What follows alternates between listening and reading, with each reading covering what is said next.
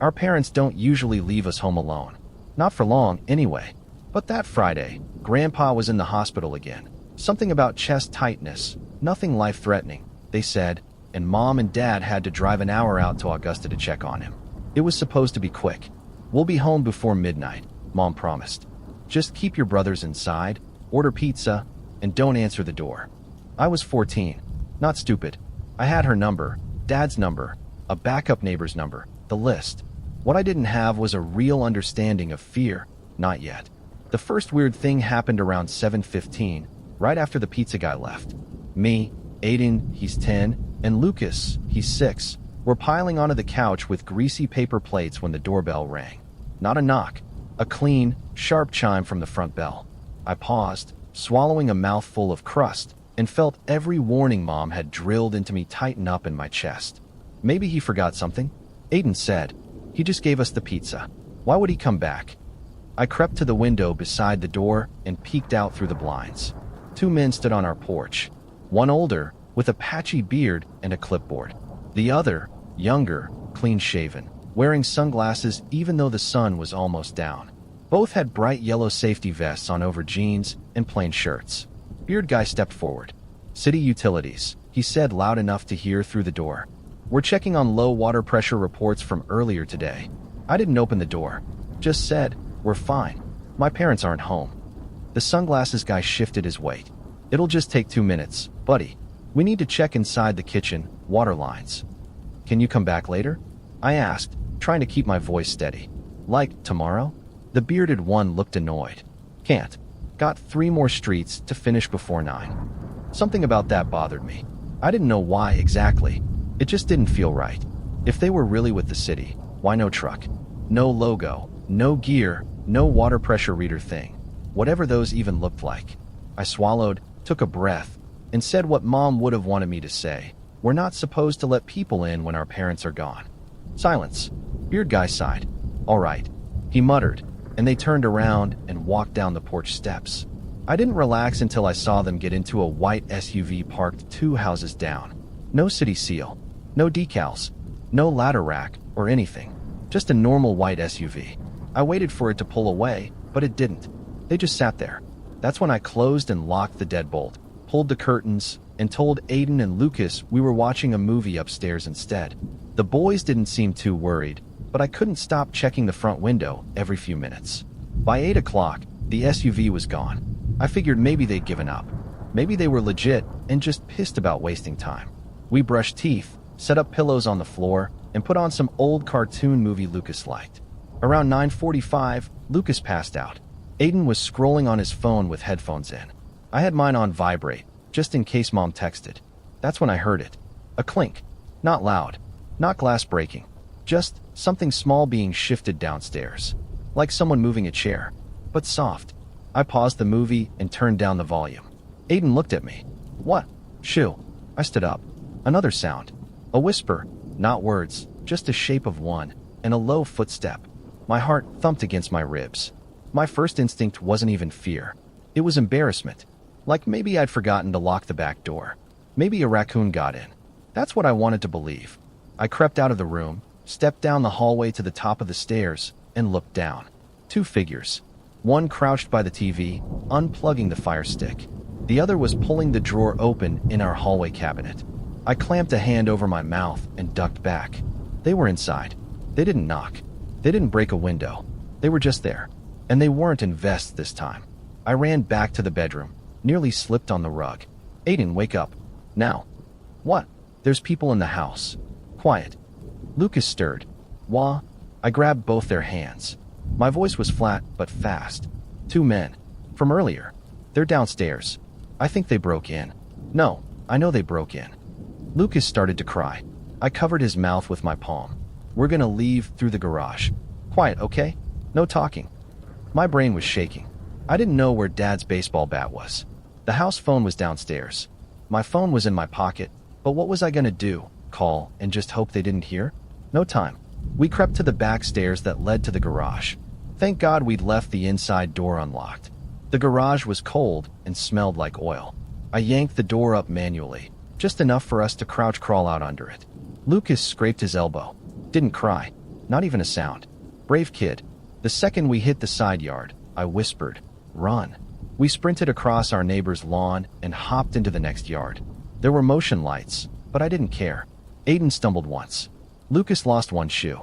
I could hear a door open behind us somewhere. Maybe ours, maybe the neighbor's. I didn't look.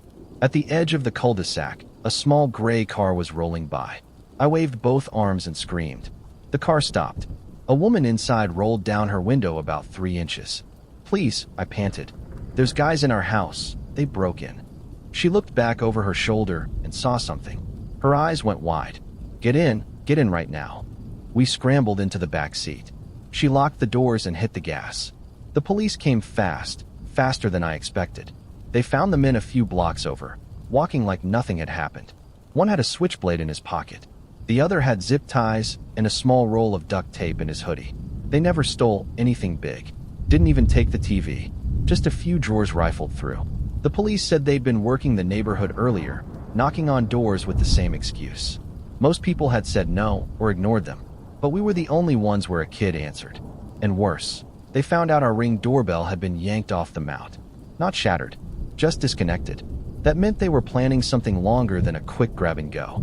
They wanted time. One of them had texted someone. 3 kids. No adults. Back doors cracked. Midnight. We left the house at 10:02 p.m. We never stayed home alone again. Not for years. Not even for quick errands. My parents added motion cameras inside and outside. The new security system speaks when someone moves on the porch. The voice makes me jump every time. I still check every closet before I go to bed. Every time. The scariest thing isn't that they broke in. It's that I let them know we were alone. And they waited. For hours. In the dark.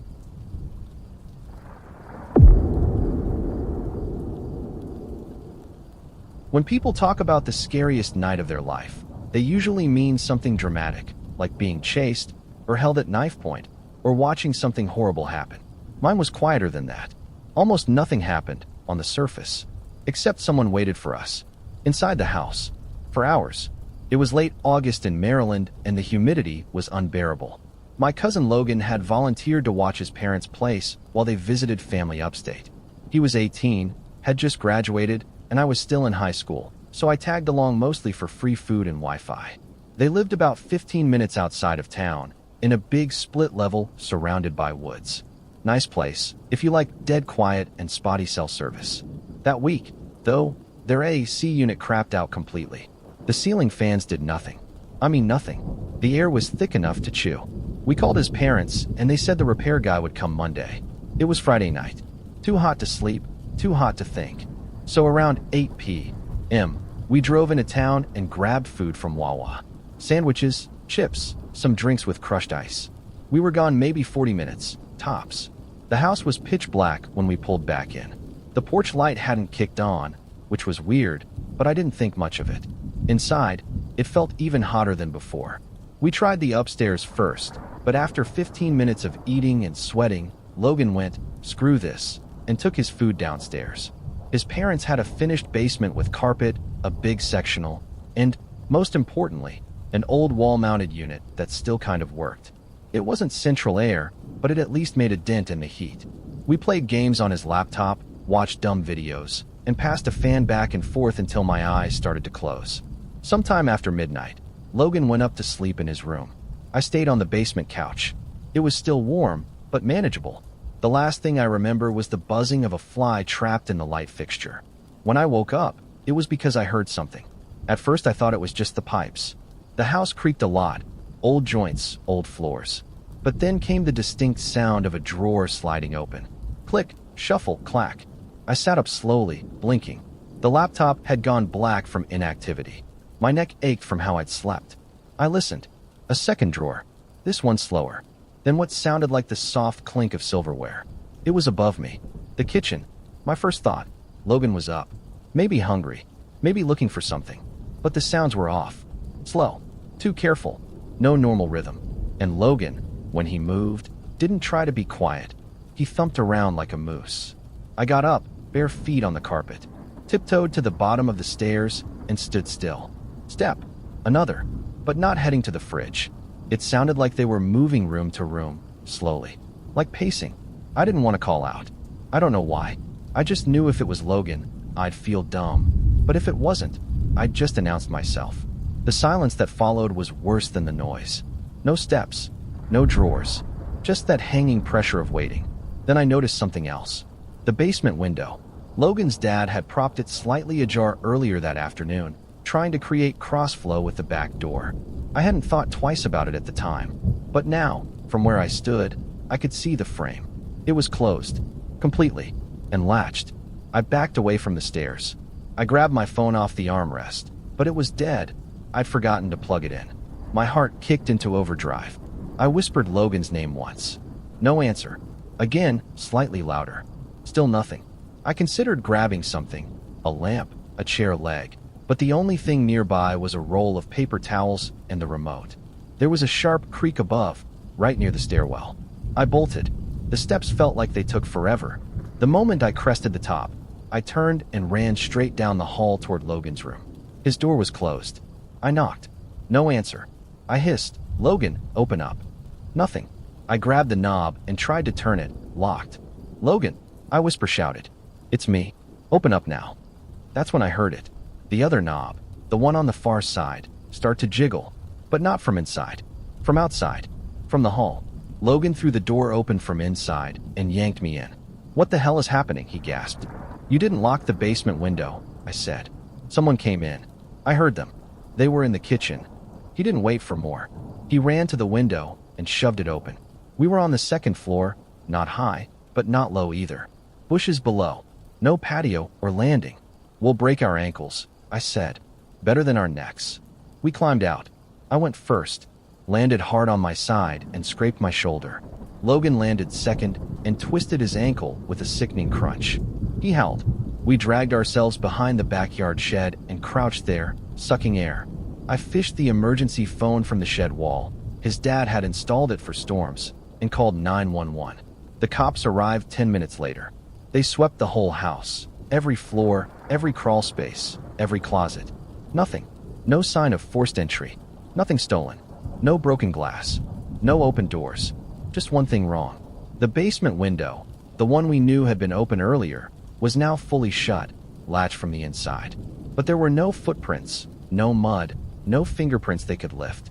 Whoever it was either wiped everything or never touched much to begin with. Logan's parents were furious at first, thought we were making it up, or had friends over and made up a story when things got out of hand. But they eventually believed us. Because 2 days later, Logan found something lodged behind the basement washer, an empty water bottle, generic brand, with a faint smudge of dirt around the cap. Neither of us drank it. It wasn't theirs. It hadn't been there before. He threw it away immediately. I wish he hadn't. I haven't stayed at that house since. Logan moved out that fall, got a job in D.C., and doesn't talk about it unless he's drunk. But I still think about it sometimes. How the house was dark when we came back. How the porch light didn't turn on. How the footsteps paused when I noticed them. How the window was latched from inside. And most of all, how quiet it all was. Like someone knew what they were doing. And waited. Not to rob, but for something else.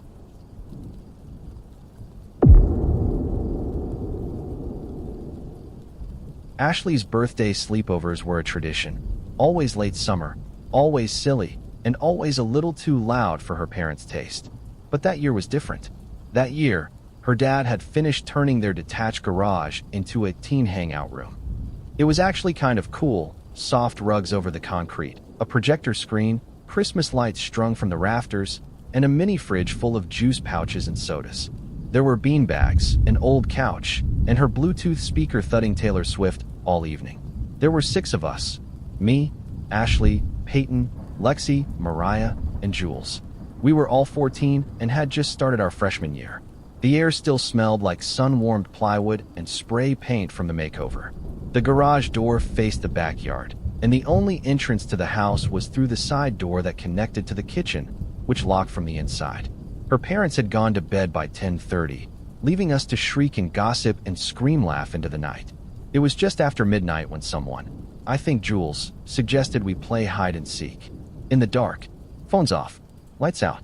No exceptions. The rules were simple.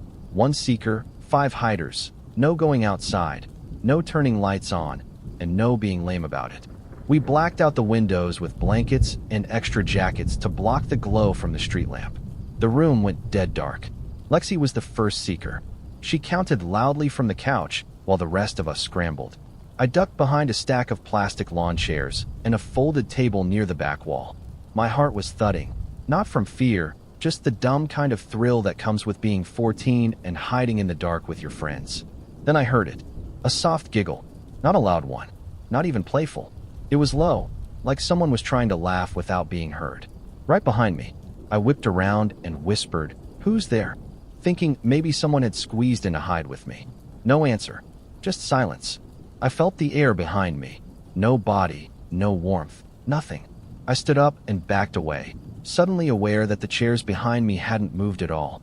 Lexi shouted, "Got you, Mariah," from the other side of the room. Laughter erupted. The game ended. When the lights came back on, I asked, "Okay, who was hiding near me?" Blank stares. Head shakes. "No one." I asked. "I swear someone was crouched behind me. I heard you laugh." Everyone denied it. They teased me about being jumpy. Jules said, "Brielle, it's a garage. Maybe it was the pipes or something." Except it wasn't a pipe. It was breathy. Human. Close. I dropped it, mostly to keep from being the buzzkill. We stayed up a while longer. Ashley handed out cupcakes. We played Who Would You Rather and made dumb TikToks until our phones died one by one. By 2 a.m., we were winding down. Some girls laid out sleeping bags. Others claimed the couch. I took one of the bean bags near the garage door. I don't remember falling asleep, but I remember waking up. It started with a noise. A tap. Then again. Louder. Tap, tap, tap. It was coming from behind me, from the garage door. The big rolling one. I sat up, blinking, confused, and then the scratching started. Light, irregular, like fingertips dragging slowly across the metal from the outside. I turned. Couldn't see anything.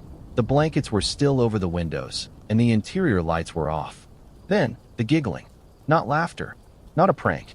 This wasn't Lexi or Jules trying to be funny. It was identical to what I heard behind me earlier. Same rhythm. Same pitch. Breathier now. My stomach turned to ice.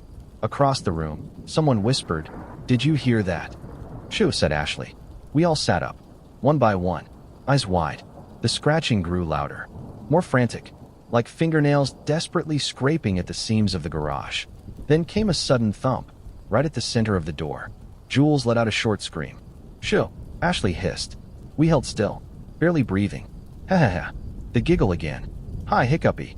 Almost like it was trying to imitate a child, but too off, too deliberate. Then the handle of the side door, the one to the kitchen, started to rattle. Quick, sharp metallic jolts. Then pulling, yanking. Someone was trying to get in. We screamed. Not one of us held it in. It was like a dam broke. Mariah dove behind the couch. Lexi ran to the blankets and tried to pull one back from the window. Ashley fumbled at the side door, but it was locked from the inside, the kitchen side. We were trapped. The giggling grew louder. Faster. It came in bursts, almost gleeful. Like the person outside was loving this. Someone banged on the big garage door again. Bang, bang, bang. Hard enough to make the whole thing shudder. That's when we saw lights flick on from the house. A porch light, then a bedroom window. Ashley screamed, "M-om," as loud as she could. A voice called from upstairs. "What's going on?" The yanking stopped. Everything stopped. We ran to the small window beside the door, yanked the blanket down, and just barely caught the blur of taillights racing down the side street. A car. Older. Maybe silver or gold. No plates visible. Gone. Her parents came flying out moments later. Her dad had a bat. Her mom had the phone. We were all crying. We tried to explain, all at once, overlapping voices. They called the police. An officer showed up 30 minutes later, made a report, and searched the yard with a flashlight. He found nothing. No fingerprints. No obvious tracks. But behind the old woodshed, 2 cigarette butts still fresh. And prints in the dirt. Shoe prints. Adult-sized. Facing the garage. The next day, Ashley's dad checked the garage locks. They were decorative, the kind you find on cheap office doors. He replaced them with bolt locks and a security bar that weekend. We never had another sleepover out there again. No one ever found out who it was. Could have been someone walking by. Could have been someone who saw the girls during the day, or overheard us through the window when it was open earlier. But deep down, I think he was already watching before we turned off the lights. Already laughing. Let me know if you want another story in this style, or want this adapted for audio or print.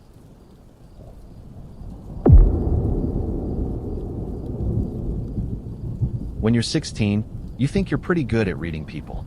You think you know what danger looks like, that it's loud, or sudden, or wearing something black and obvious.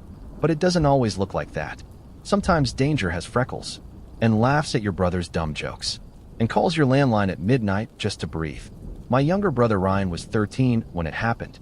A normal kid, baseball cards, Xbox, Doritos obsession. That weekend, our parents had gone to a friend's wedding in another city. I stayed home, too swamped with school stuff and SAT prep to care. Ryan was allowed to have one friend over. He picked Mason.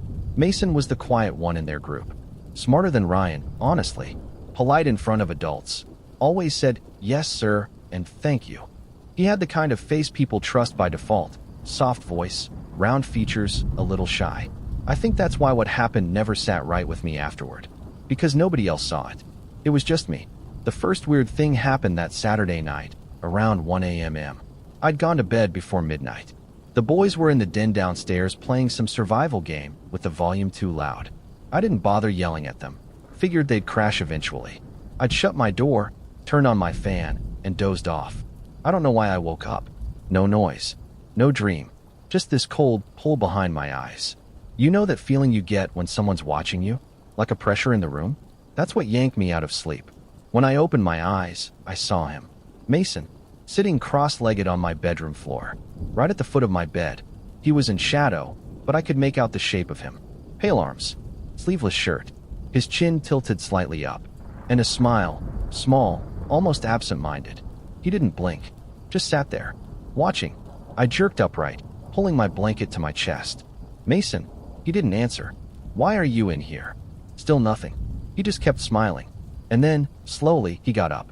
Not fast or startled, just smooth and steady, like he'd been waiting for something. He walked out of the room without a word. My door didn't even creak. I sat there frozen for a minute. I didn't move until I heard the faint creak of the stairs. Then a fridge door. Then silence. I told myself he probably got lost looking for the bathroom, that he maybe wandered in by accident and zoned out. I wanted to believe that. The next morning, neither of them said anything. I asked Mason casually, "Did you come into my room last night?" He looked confused. "Huh?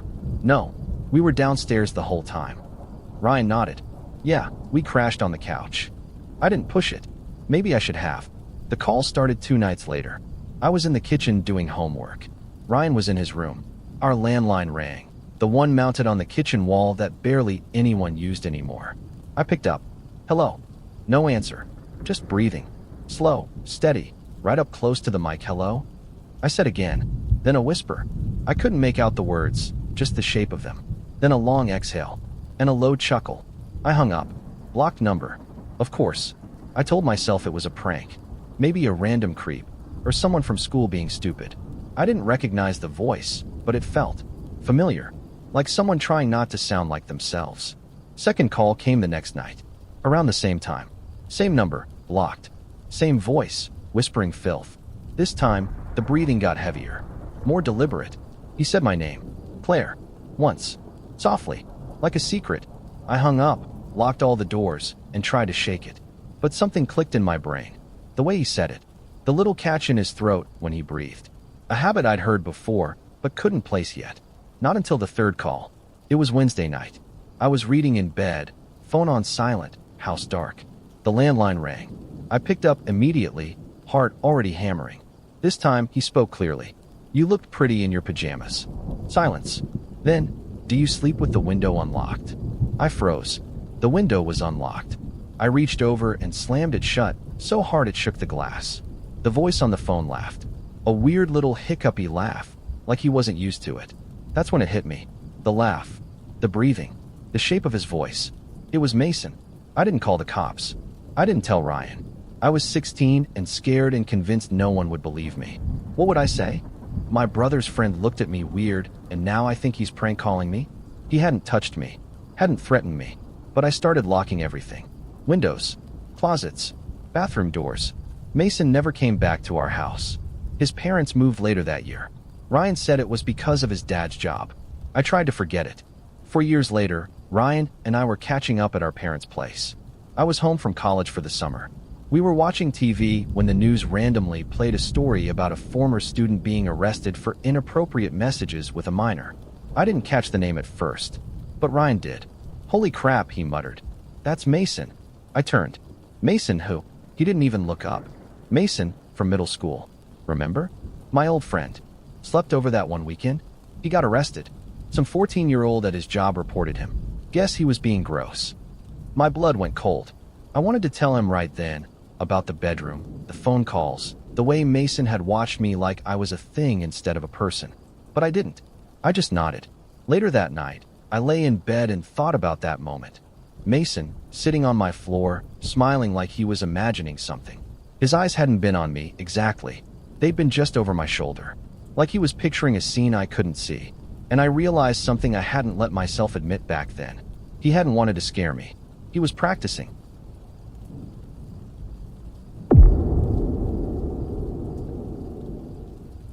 I was 13 the last time I slept over at Abby's house.